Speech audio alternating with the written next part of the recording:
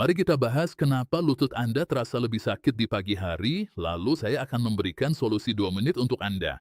Saya juga akan menunjukkan apa yang perlu Anda lakukan untuk mengatasi akar penyebabnya. Rasa sakit yang Anda rasakan di lutut saat bangun pagi sebenarnya tidak dimulai di pagi hari. Itu mulai terjadi di tengah malam, kira-kira antara jam 2 sampai jam 3 pagi. Pada kebanyakan orang yang memiliki osteoartritis atau artritis reumatoid di lutut atau bagian tubuh manapun, terdapat penanda proinflamasi ini. Saya tidak akan membahas detailnya, tapi ini disebut IL-6. Pada tengah malam, kadar ini 10 kali lebih tinggi dari seharusnya. Selain itu, seharusnya ada cairan sinovial di lutut Anda yang berfungsi untuk memisahkan dan menjaga permukaan tetap halus. Namun, ketika kita tidak bergerak, terutama jika Anda memiliki jenis artritis apapun, cairan sinovial yang sangat encer itu berubah menjadi sesuatu seperti madu cair yang dingin. Cairan yang sangat kental ini menyebabkan lutut Anda terasa sangat kaku dan nyeri saat bangun dari tempat tidur. Setidaknya selama 30 hingga 60 menit dan di atas semua itu, ada juga hormon. Ini disebut kortisol. Tubuh Anda memproduksinya dan bekerja mengikuti ritme sirkadian. Kadar kortisol mencapai puncaknya pada pukul 8 pagi. Kadar kortisol berada di titik terendah sekitar pukul 2 pagi. Tepat pada saat molekul inflamasi ini mulai meningkat 10 kali lipat, ini sebenarnya adalah badai inflamasi sempurna yang mencegah Anda mendapatkan tidur nyenyak yang luar biasa sepanjang malam. Bahkan ada jenis sintetis dari kortisol. Itu adalah obat yang disebut prednison. Ini adalah antiinflamasi yang sangat kuat dengan pelepasan waktu yang diminum orang tepat sebelum tidur agar bisa tidur tanpa rasa sakit sepanjang malam. Sayangnya, ini datang dengan banyak efek samping. Ya, memang menghilangkan peradangan, tapi juga bisa merusak sendi Anda. Itulah sebabnya saya tidak merekomendasikan prednison. Tapi intinya adalah, tubuh Anda sebenarnya memproduksi kortisol dan kadarnya paling rendah di tengah malam. Dan kurang tidur membuat Anda tetap dalam kondisi inflamasi. Itulah sebabnya kita terus-menerus bolak-balik di tempat tidur. Nanti saya akan tunjukkan bagaimana cara memutus siklus ini, oke? Biasanya, jika Anda menderita osteoartritis, saat bangun tidur Anda akan merasa sangat kaku dan meradang selama sekitar 30 menit. Tapi jika Anda menderita rheumatoid arthritis, kemungkinan akan berlangsung selama 60 menit atau bahkan lebih lama. Tapi apapun jenisnya, ada satu hal yang sangat sederhana dan sangat ampuh yang bisa Anda lakukan untuk membuat diri Anda merasa lebih nyaman sebelum bangun dari tempat tidur di pagi hari. Oke? Jadi, ketika Anda bangun di pagi hari, selama 2 menit, inilah yang saya sarankan untuk Anda lakukan. Sambil berbaring telentang, Anda akan melakukan serangkaian 3 latihan. Pertama, Anda akan mulai dengan yang disebut pompa pergelangan kaki. Jadi pada dasarnya, Anda akan menggerakkan kaki Anda maju mundur selama sekitar 30 detik. Dengan memompa pergelangan kaki, Anda juga memompa otot betis, meningkatkan sirkulasi ke pergelangan kaki dan lutut.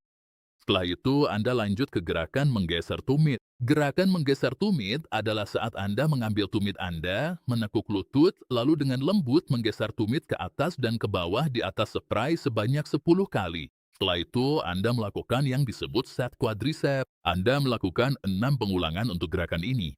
Jadi yang akan Anda lakukan adalah mengaktifkan otot quadricep. Ini adalah otot di bagian atas. Ini adalah otot paha Anda. Anda akan menegangkan otot ini dengan sangat kuat selama 5 detik, lalu rileks selama beberapa detik. Dan Anda akan menegangkan otot ini selama 5 detik dan melakukannya sebanyak 6 kali. Dan ada alasan yang sangat spesifik mengapa ini akan berhasil. Ini akan memberikan banyak rasa lega untuk Anda, terutama yang terakhir ini saat Anda mengaktifkan otot quadriceps. Karena sekarang saat Anda bangun dari tempat tidur, Anda akan menyadari, wah, kekakuan itu sudah tidak ada. Butuh beberapa hari agar efeknya benar-benar terasa, tapi setelah itu Anda akan mandi. Seperti krim di atas kue, Anda akan mengalirkan air hangat ke lutut Anda. Lupakan soal krim atau kue. Saya ingin Anda merasa lega sebelum bangun tidur. Ada info menarik soal artritis lutut, khususnya penderita autoimun reumatit. Peneliti menemukan kuman asing di lutut. Kuman ini berasal dari mulut Anda. Pertanyaannya, bagaimana kuman berpindah dari mulut ke lutut? Biasanya dari infeksi dalam, penyakit periodontal, atau infeksi gusi tersembunyi yang tak terlihat berasal dari saluran akar. Saya ingin Anda menyadari hal ini, karena ini adalah salah satu area infeksi tersembunyi yang banyak orang bahkan tidak sadari.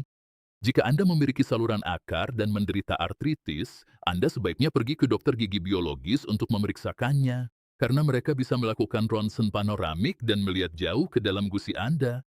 Dan saya pernah mengirim orang ke dokter gigi yang memang ahli di bidang ini, lalu mereka kembali dan menunjukkan hasil ronsennya kepada saya.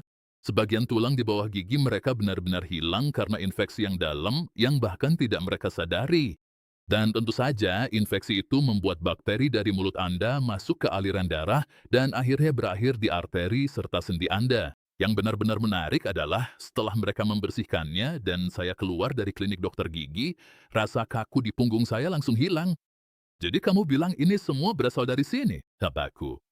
Pertanyaan selanjutnya adalah, bagaimana kita bisa menurunkan molekul proinflamasi ini? Karena jika kadarnya meningkat 10 kali lipat di tengah malam, adakah cara untuk menurunkannya? Ada beberapa saran dari saya. Salah satunya adalah kunyit. Fitonutrien aktif dalam kunyit, yaitu kurkumin, memiliki kemampuan untuk menurunkan dan menghilangkan molekul inflamasi ini. Sebaiknya Anda memilih jenis yang mengandung lada hitam. Tapi kalau saya akan mengonsumsi sedikit kunyit tepat sebelum tidur, dan mungkin hanya dengan itu saja sudah bisa membantu Anda tidur dengan peradangan yang lebih sedikit sepanjang malam. Jadi ketika Anda bangun di pagi hari, Anda akan merasakan kekakuan yang lebih sedikit di lutut Anda. Sekarang, saya tidak bisa mengabaikan satu hal lagi yang juga merupakan antiinflamasi yang sangat kuat terkait dengan seluruh masalah ini, yaitu vitamin D. Jika Anda memiliki penyakit autoimun seperti rheumatoid arthritis, Anda perlu mengonsumsi setidaknya 10.000, 20.000, atau bahkan 30.000 IU vitamin D, karena orang dengan penyakit autoimun membutuhkan vitamin D jauh lebih banyak.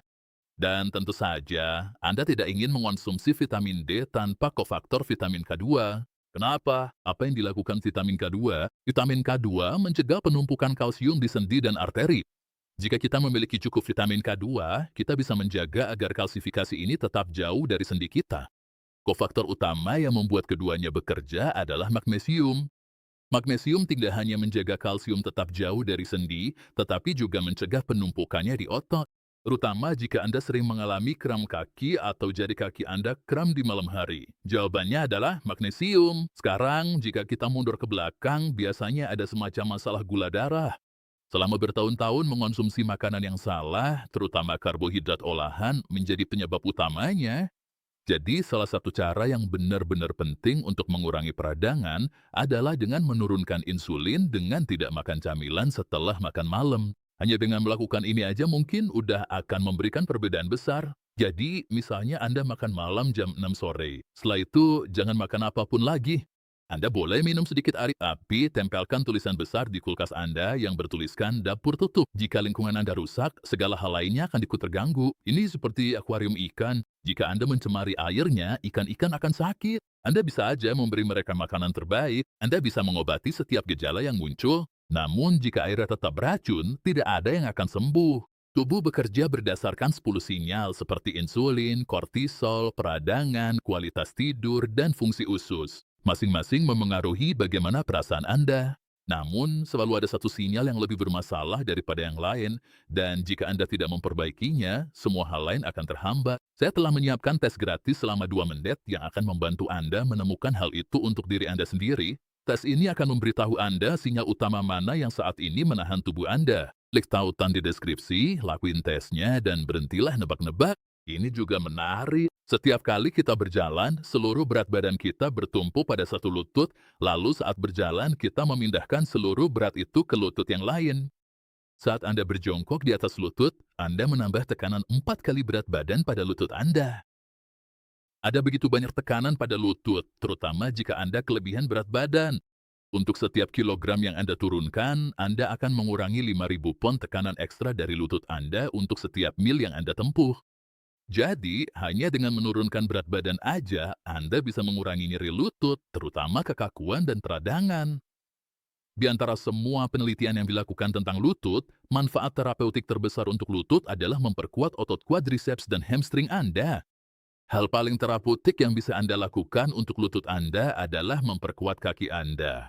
Jika Anda duduk di depan komputer, di belakang meja, lakukan latihan duduk berdiri setiap jam. Jadi pada dasarnya, Anda berpindah dari posisi duduk ke posisi berdiri. Lakuin ini sebanyak mungkin sampai Anda nggak sanggup lagi. Ada yang bahkan tak bisa 2-3 kali atau sekalipun.